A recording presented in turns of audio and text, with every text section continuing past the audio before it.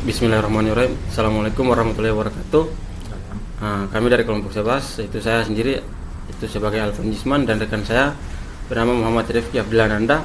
Di sini kami akan memenuhi tugas untuk mata kuliah expert system dengan judul proyek yaitu penyakit mata pada manusia menggunakan metode backward chaining.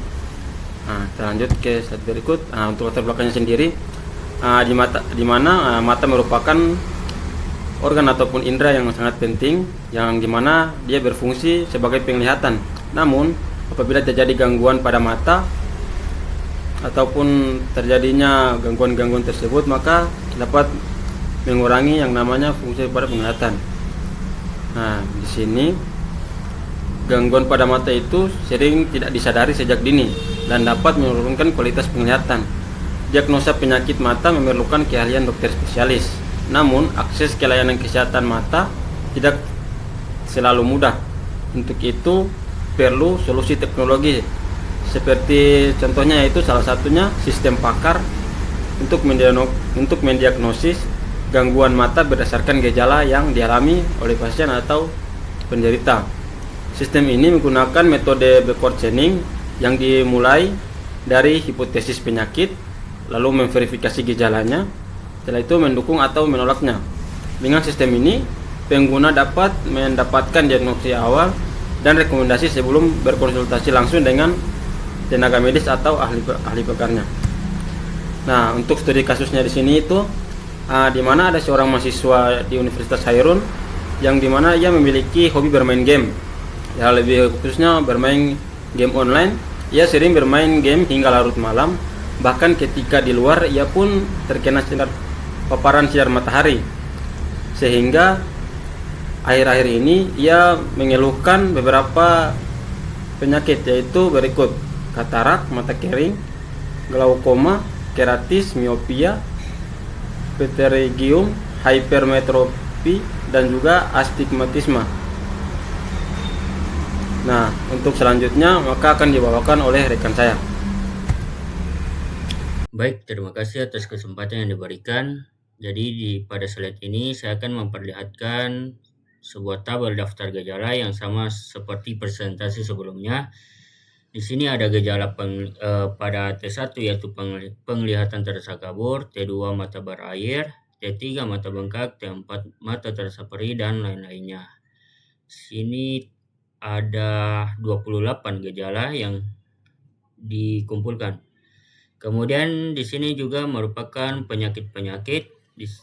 Untuk penyakitnya juga di sini sama seperti pada studi kasus yang mahasiswa menduga matanya terkena penyakit-penyakit. Di sini ada katarak, M1 katarak, M2 dry eye atau mata kering, M3 untuk glaukoma, kemudian M4 untuk keratitis, lalu untuk M5 miopia, M6 untuk pterygium, kemudian M7 untuk hypermetropi, dan terakhir M ke-8 yaitu astigmatisme. Lalu di sini aturan pakarnya sama juga seperti presentasi sebelumnya. Untuk aturan pakar ini memiliki kriteria gejala yang tiap-tiap aturannya. Pada presentasi kali ini di sini kita akan menggunakan backward chaining, yang dimana perbedaan dari backward chaining dengan forward chaining itu, jika forward chaining itu dimulai dari data-data atau fakta yang diterima dari studi kasusnya, kemudian menghasilkan sebuah kesimpulan. Sedangkan untuk backward chaining itu dimulai dari hipotesis atau tujuan, kemudian mencocokkan gejala yang terpenuhi sehingga mendapatkan sebuah kesimpulan. Sekarang kita lihat pada penyakit yang pertama yaitu katarak M1, yang dimana katarak M1 itu memiliki ID aturan R1. Kemudian untuk kriteria gejala untuk katarak yaitu T1, T8, T16, dan T28. Kemudian sistem mengecek gejala yang terpenuhi. Di sini untuk gejala yang terpenuhi hanya satu yaitu T16, sehingga untuk persentasenya itu hanya 25%.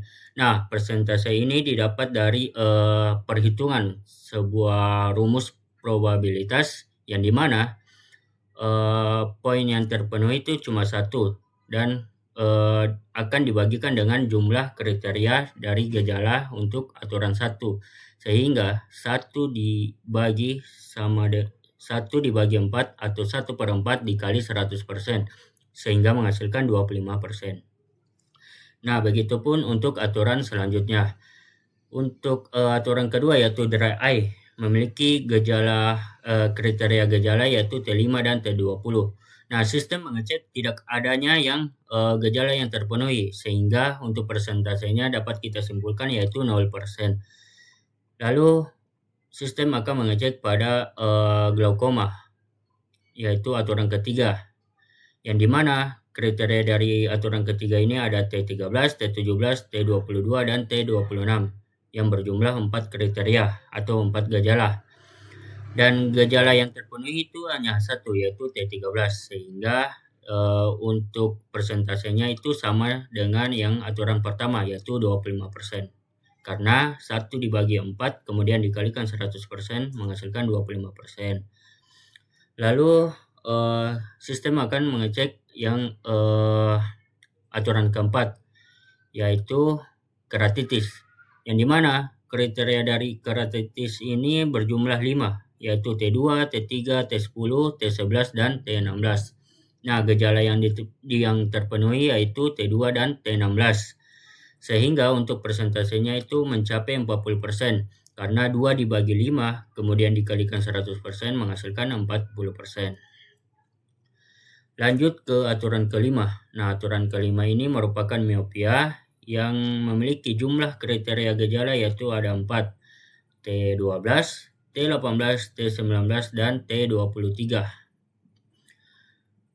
Untuk gejala yang terpenuhi di sini tidak ada, sehingga dapat kita simpulkan menjadi 0%.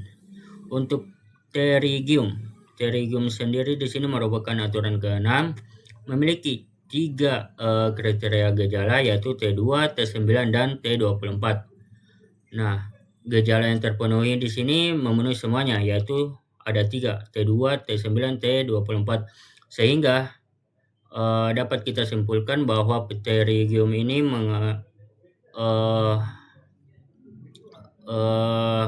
menghasilkan persentase yaitu 100%, karena 3 dibagi 3, 1 dikalikan 100%, sehingga hasilnya 100%.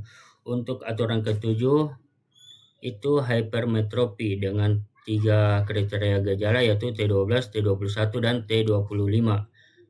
Tidak ada gejala yang terpenuhi sehingga hasilnya itu 0%. Begitupun dengan aturan ke-8. Untuk aturan ke-8 itu astigmatisme dengan 2 kriteria yaitu T1 dan T27. Hasilnya gejalanya juga pun tidak ada yang terpenuhi sehingga hasilnya 0%. Nah, dari persentase ini kita dapat simpulkan bahwa penyakit yang diderita oleh si mahasiswa tersebut yaitu pterygium. Nah, melalui metode backward chaining, sistem akan mengarahkan diagnosis pada penyakit mata tertentu yang paling kemungkinan pterygium berdasarkan kecocokan gejala yang terpenuhi. Nah, hasil dari sistem ini menjadi diagnosis awal yang perlu dikonfirmasi lebih lanjut oleh tenaga medis atau ahli pakar yang profesional. Oke. Mungkin itu saja yang kami bisa mempresentasikan dari aturan dari penyakit mata pada manusia menggunakan metode backward chaining. Bila ada salah kata mohon dimaafkan. Terima kasih. Wabillahi taufiq hidayah. Wassalamualaikum warahmatullahi wabarakatuh.